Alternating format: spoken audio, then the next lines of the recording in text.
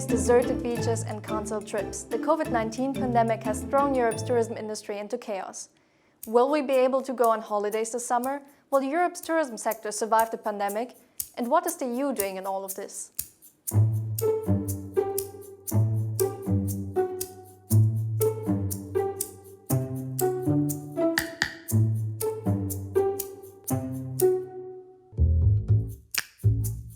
How hard will COVID-19 hit Europe's travel industry? Before the pandemic, Europe accounted for half of the world's tourist arrivals.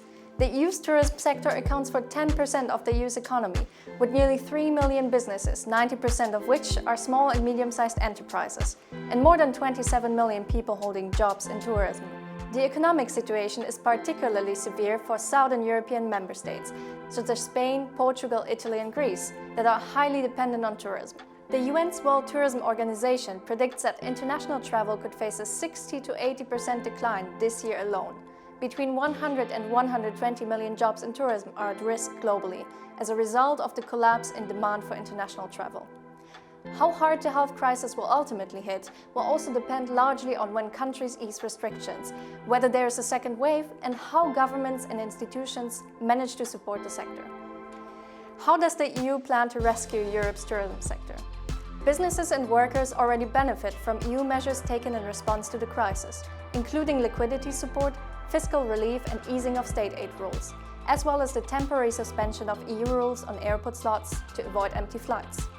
With the Coronavirus Response Investment Initiative, which amounts to €37 billion and is under shared management with member states, the European Commission has promised to provide immediate liquidity to affected businesses. The mechanism is meant to enable governments to mobilize unused structural fund budgets for various purposes, including tourism. Additionally, the Commission has made available up to €8 billion in financing through the European Investment Fund for 100,000 small businesses hit by the crisis. The EU's SURE programme, with up to €100 billion in financial relief, is meant to help member states cover the cost of national short-time work schemes and similar measures allowing companies to safeguard jobs. Nevertheless, industry representatives warn that measures might not be enough.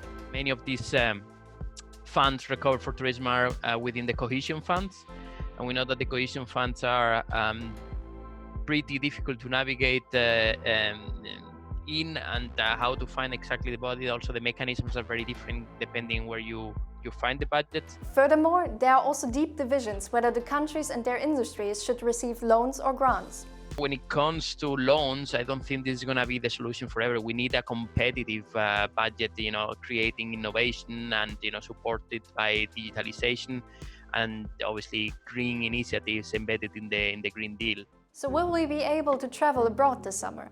Currently, there's a rather mixed picture across Europe. Internally, the usually easy travel across the Schengen area is still bound to conditions. After a messy start to the crisis in which member states unilaterally closed their borders with little or no consultation, the European Commission recommended to fully reopen the bloc's internal borders on 15th of June, this time with a more coordinated approach. We will lift these restrictions based on our values. That means no discrimination.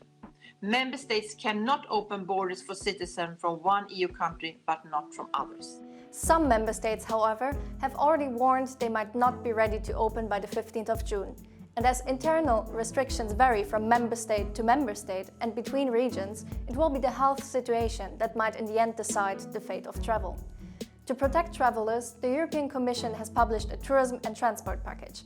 It includes common guidelines to restore free movement in a gradual and coordinated way, re-establishing transport with safety measures for passengers and personnel, making travel vouchers an attractive alternative to cash reimbursement for consumers, and developing health protocols for the hospitality sector. But what about going beyond the EU? As a next step, restrictions should be lifted from the 1st of July. Initially for the 6 Western Balkans countries, whose health situation is similar or better than the one of the EU, and then allow travelers from selected non-EU countries into the bloc. Exceptions to restrictions would apply to students and highly skilled non-EU workers. How could tourism change after the COVID-19 pandemic? Business is not expected to return to pre-pandemic levels until at least 2023. However, as social distancing measures brought a temporary end to mass tourism, some are now wondering if this crisis could present an opportunity for a more responsible and sustainable way of traveling. A new travel normal may very well mean a shift to vacation rentals over hotels, taking the train or car rather than flying, and close-to-home trips instead of international journeys. The UN Sustainable Development Goals and Europe's Green Deal have earmarked sustainable tourism as a target for 2030. The recovery will have to be green, digital and resilient for a sustainable, innovative and resilient European tourism ecosystem. A special summit to set out the roadmap for sustainable tourism across Europe could be organized in autumn. But with uncertainty about international travel and fears of a second wave, travelers might consider planning their summer trip a little bit closer to home.